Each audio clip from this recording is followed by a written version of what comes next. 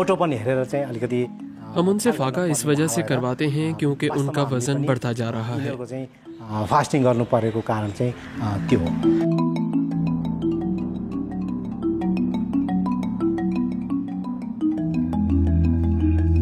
अब एउटा बाघको लागि 5 केजी अमूमन शेरनी के लिए 5 किलो और शेरों के लिए 6 किलो खाना होता है, लेकिन अब उनका वजन और उनकी सेहत को ध्यान में रखते हुए शेरों को भी 5 किलो खाना दिया जाता है। तिनीहरूको चाहिँ हेल्थलाई ख्याल गर्दाखेरि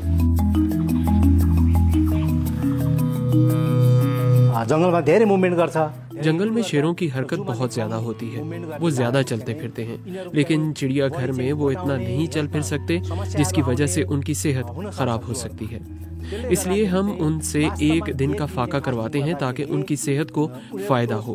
और फाका सिर्फ गोश्त खाने वाले जानवरों जैसा कि शेरों से ही करवाया जाता है।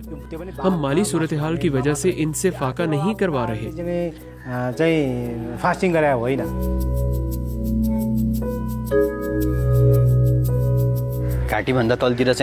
गर्दन के नीचे फैट की एक लेयर आ जाती है और उनके मैदे पर भी एक लेयर आ जाती है।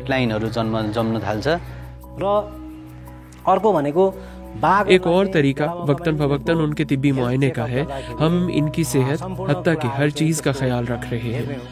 इन तिब्बी मुआयनों से भी यही इशारा मिल रहा है कि शेरों का वजन ज्यादा हो गया है और इनकी खुराक को कंट्रोल करने की जरूरत है। पर्ने छ भन्ने किसिमको संकेतहरू त्यसबाट पनि मिल्छ।